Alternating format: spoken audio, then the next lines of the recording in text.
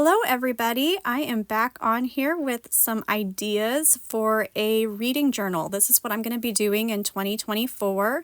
I will share with you what I have done in years past in this video, but let's first start off by making a monthly journaling card so that I can document my reading progress by month. That's the way that I like to keep track of things. So I am in one of my favorite apps, the WordSwag app, and I have pulled in a Studio Calico card from the Bookworm collection.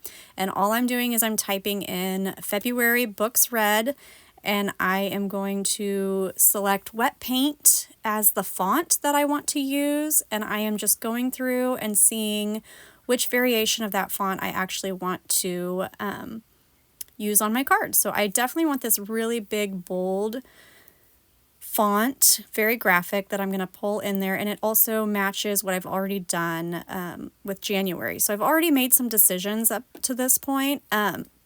I knew that Ali Edwards was coming out with a read story play mini kit, and I was hoping that it would be released early on in the year so that I could use it in my journaling app and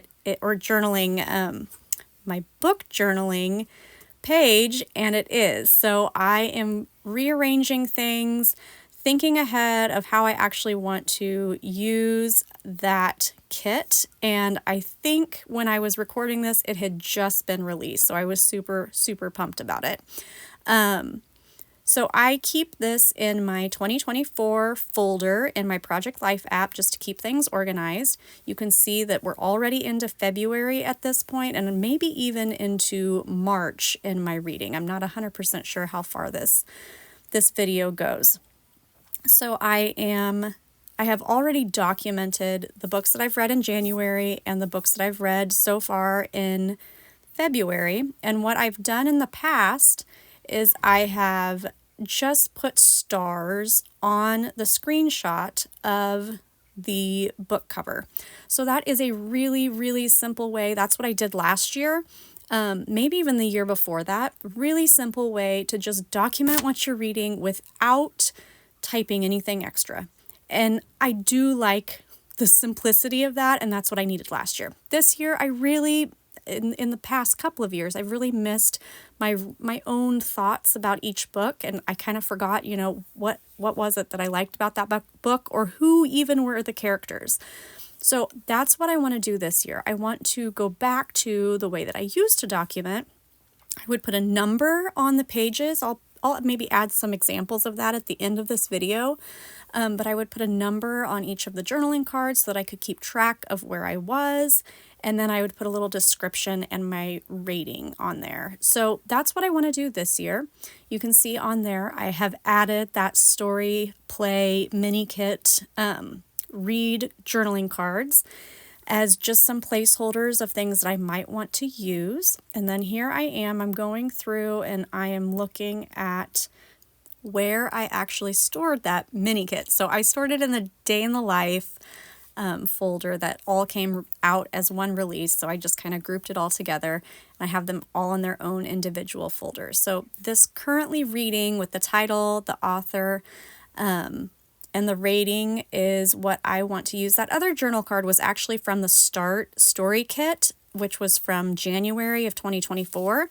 I may even end up using that one because I kind of like to know when I started the book and when I finished it. But what I'm going to do is I'm going to open this card up in GoDaddy Studio app, and I am going to type in the pertinent information. So I'm going to put in the title, I'm sorry, not review, or rating, but review. So I'm going to put in the title, the author, and then my review. But I do want to include the stars like I have previously on the screenshots, just like you can see in the background there.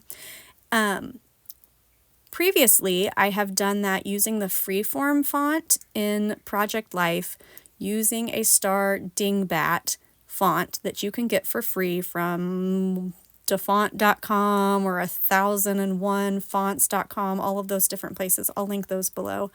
And I think we're even going to go through trying to find one of those because I don't have that star dingbat in the Studio app. So I am just sizing things. I'm trying to get them where I think that I could use them universally, because what we're going to do is we're just going to duplicate this card over and over and over again to use for every single one of my reviews. At least that is my plan at this moment. I end up changing my mind and I want to use different cards and not just this one single card.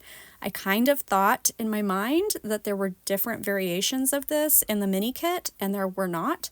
So I am going to end up using some different cards. So there is, I'm going through and I'm just looking at all the different fonts and seeing if I could just use an asterisk, since I do not have that dingbat font loaded into Studio. But it is so easy to do. I don't know why I even went through this. I guess I just thought I would find something that I liked and I didn't. So I end up loading that dingbat font into Studio app.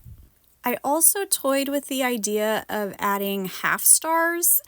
I'm going to keep it simple and it is going to be rounded up. We were not going to use half stars. I think I might leave that in this final video of where I'm kind of messing with that as an idea, but I decided that I did not want to do that. So now I'm just going to duplicate what I've done already so that I keep the font size the same, and now I'm going to write my actual review for this book, which, as a side note, was the second book in a series called The Name of the Wind, and it was wonderful. If you love epic fantasies, this one was great. So there is my review, and now I am going to add my stars to it. But like I said, I don't have the stars loaded into this app, and we're going to go ahead and do that next.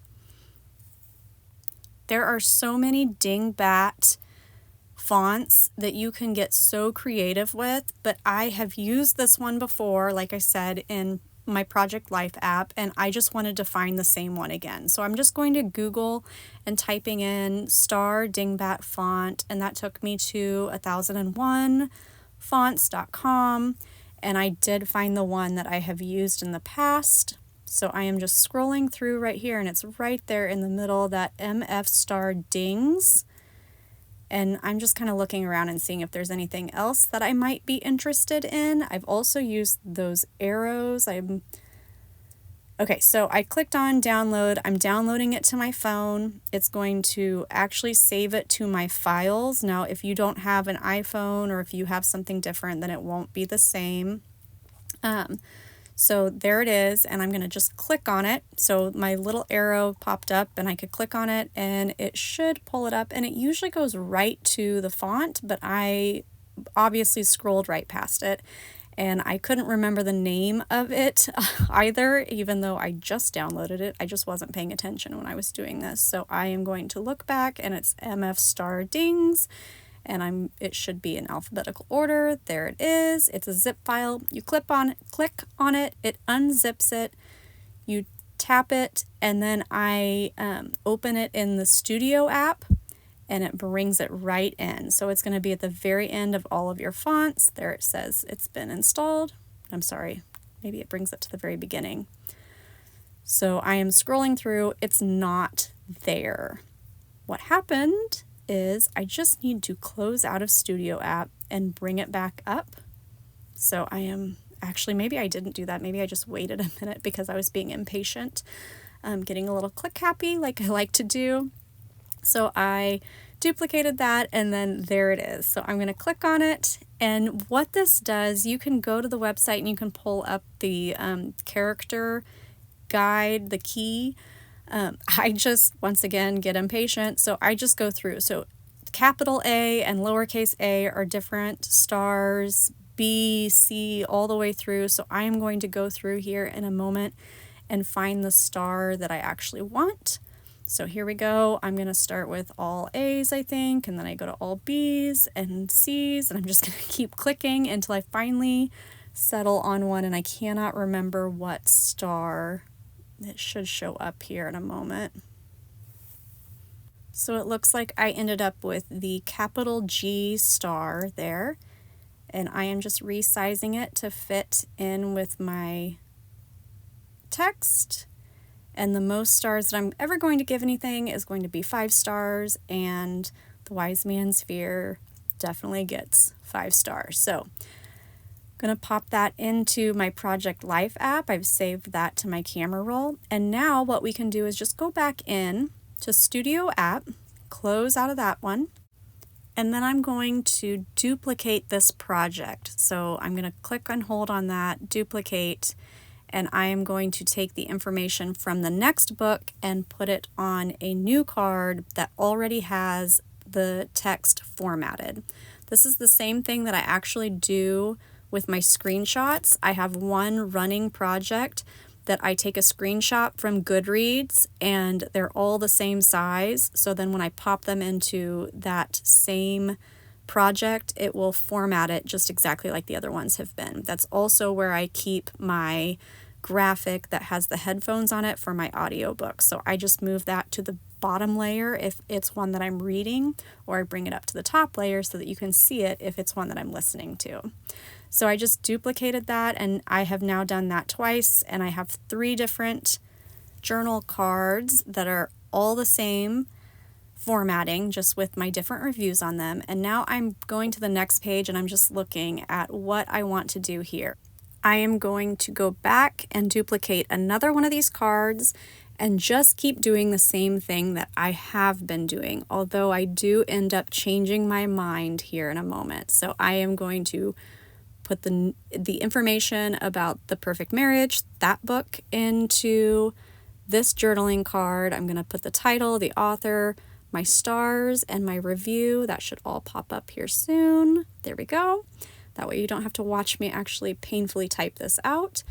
And then I'm going to save that to my camera roll and put that into my Project Life spread right after the screenshot of the book. And I'm actually going to go back in. I may not show that in this video. I don't want the stars duplicated, so I take all of that freeform font off of the screenshots. Now this is where I'm looking at it going, I don't think I want all of the cards to be the same all year long. That's just too boring for me. So I am going back, and I'm so glad that I didn't type over what I had in Studio app. So everything that I have is already saved. I'm just going to go back over into Studio app, pull up the ones that I want to change. So I'm going to change the Killers of the Flower Moon to a different card. So now I'm switching over to In a Creative Bubbles Bibliophile cards, and I'm going to use this green Currently Reading card, and I'm just going to reformat my text to fit onto this card instead of the other one. And I was having a little bit of trouble getting this card to line up perfectly. It's not the exact same measurements, obviously. It's not exactly 3x4, or maybe my card wasn't set up to be 3x4. Either way, it doesn't fit. One thing I could have done is just change the background color to that green instead of fussing with this, but I decided to fuss with it and get it to fit just perfectly. So I'm going to rearrange my font, or my text that I have already put in there. I'm keeping it the same font, which is that Remington Noiseless that I love, the typewriter font.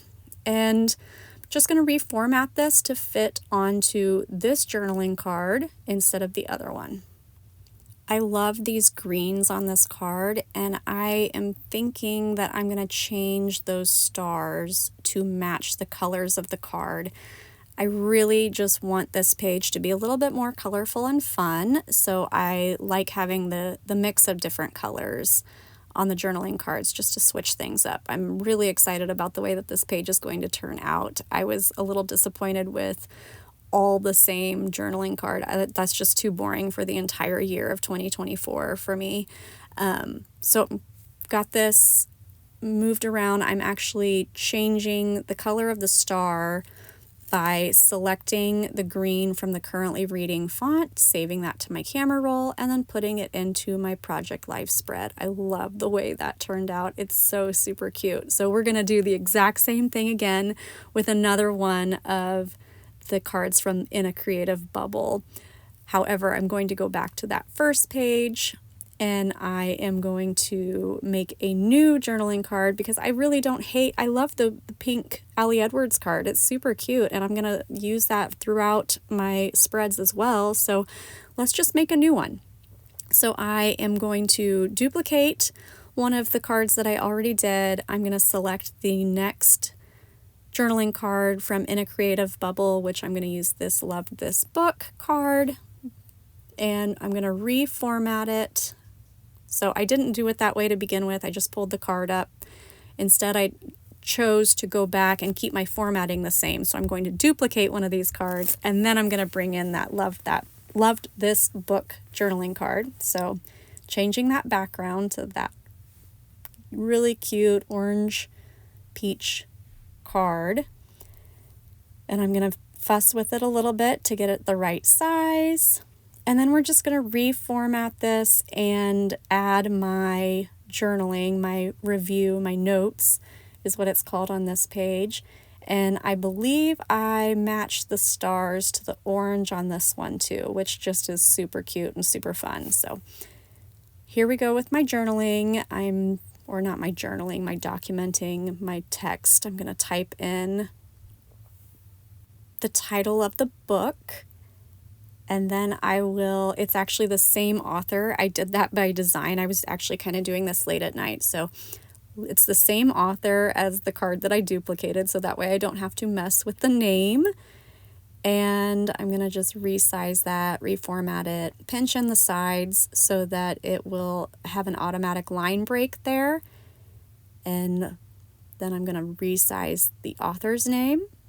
And then I will reformat the actual review and add in my text there. There I go, changing the color of the stars. I think that turned out super cute.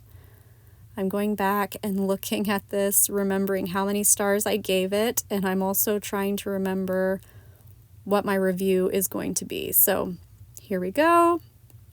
Get that information on there.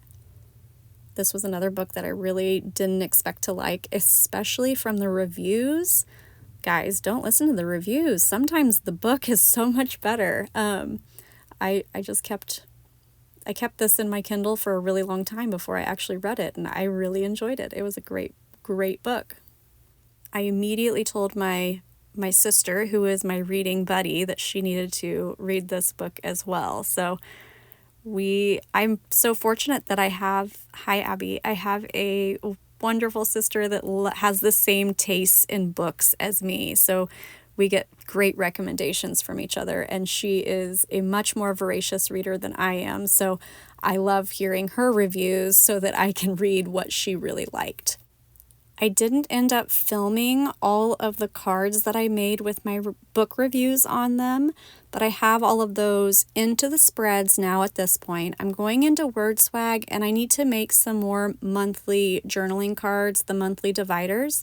So I'm just going to go through and do March and April now. So March books read, I'm going to go back to that wet paint font, and I'm going to click through to see. I kind of prefer not to have the paint splatter on that font. So sometimes it takes me a little bit to get through all of the options and find one that I like that doesn't have the paint splatter. So I want it to be really bold so that it really breaks up the page and you can see where each month begins. And I do like keeping these journaling cards the same throughout the entire year, just so that it is a nice break so you can clearly see, this was the first month, the second month, the third month, etc. So March is done. Now let's do April. I really liked that big graphic one, but I clicked the random or refresh the dice, roll the dice. And once you click that, you cannot go back. So I have to keep clicking it until I find another really big, bold graphic one. So I like that one. And I am going to actually duplicate my Project Life page, pop that into the page, and then delete all of the extra cards off of here because they have already been documented in the previous page. So here we go. I've got the March in there.